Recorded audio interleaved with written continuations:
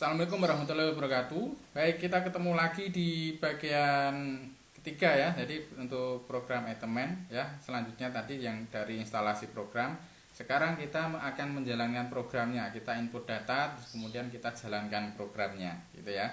Nah, kita masih pakai program yang lama, yang Etemen 3.0 ya. Kita panggil melalui dosbox ini. Nah, ini kita panggil, kita tuliskan di situ Etemen.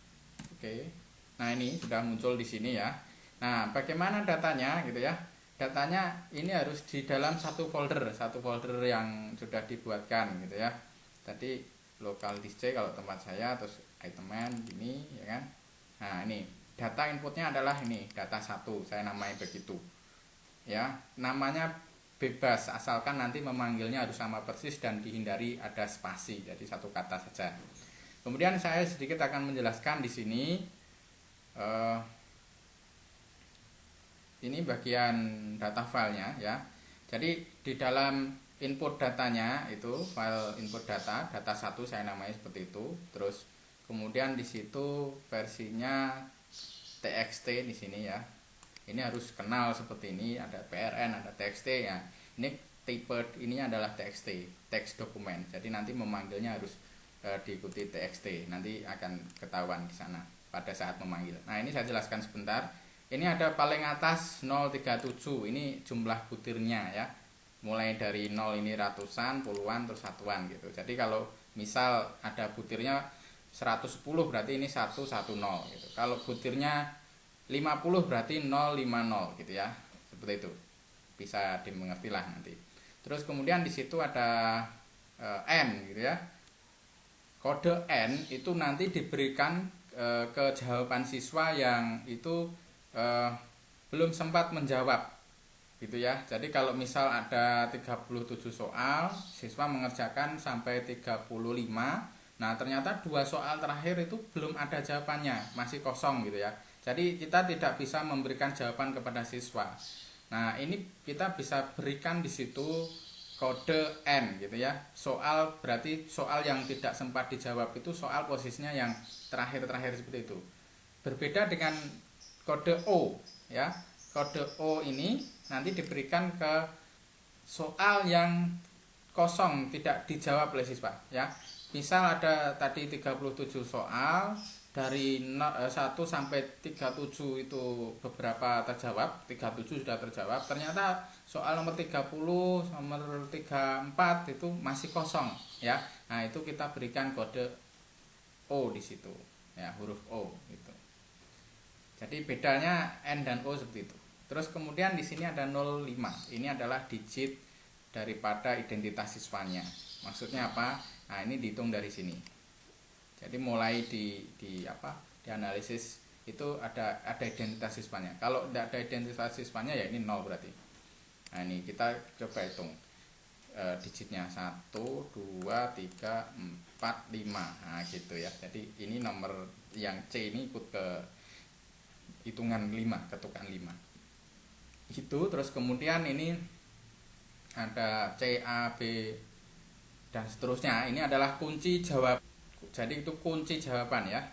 Itu terus kemudian di sini 5, ini artinya ada 5 opsi ya, ada 5 pengecoh itu. Terus kemudian ada Y, ini kita bisa pilih N gitu ya. Maksud saya ini diberikan kode N jika soalnya itu nomor soalnya tidak ikut di analisis gitu ya. Ini yes dan no gitu ya. Kalau ikut dianalisis ya gitu tuliskan yes, kalau tidak dianalisis ya tuliskan no n berarti ya kodenya gitu.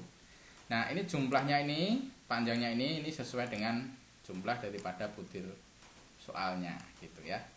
Ini untuk kop atasnya gitu. Terus kemudian bawahnya ini bagian depan ini adalah tadi identitas, terus kemudian di sini jawaban daripada siswanya.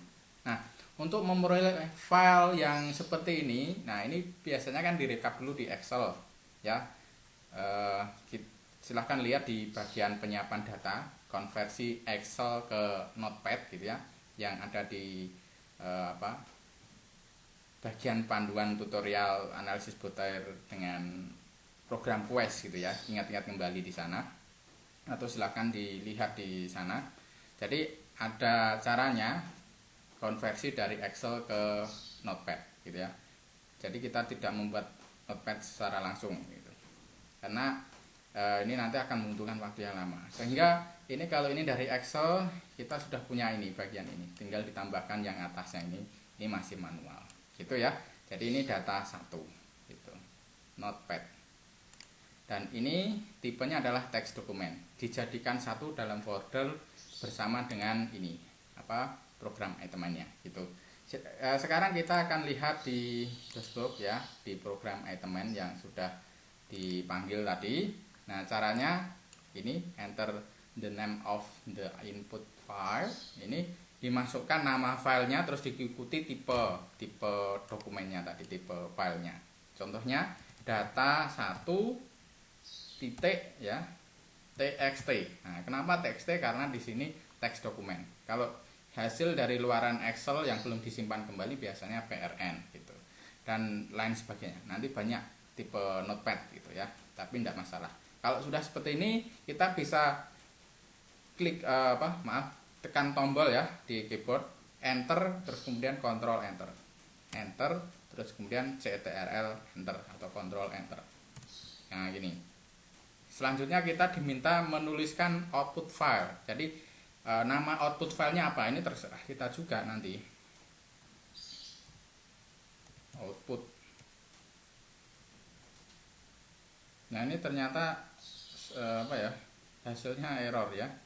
Hasilnya error. Kalau error seperti itu, kita panggil itemen lagi coba. Nah ini kita ulangi lagi lah gitu, sampai berhasil, tidak masalah. Data 1 txt, enter, kontrol enter, terus di sini out data txt, nah, enter, kontrol enter, y lagi enter, kontrol enter, score txt, enter, kontrol enter. Nah, sampai muncul nanti tulisan, nah ini item analysis is complete. Nah gitu, ini tandanya sudah berhasil. Kita tinggal membaca hasil luarannya. Tentunya di dalam folder tadi tempat data dan itemen itu sudah muncul di sini. Nah ini sudah muncul 3 file, output data, terus kemudian ada score gitu ya. Nah ini hasilnya seperti ini ya. Nah tentunya ini perlu diterjemahkan oleh kita ya, dibaca kira-kira ini apa gitu ya artinya. Nah ini ke bagian berikutnya. Oke, kita ketemu lagi di bagian berikutnya. Terima kasih.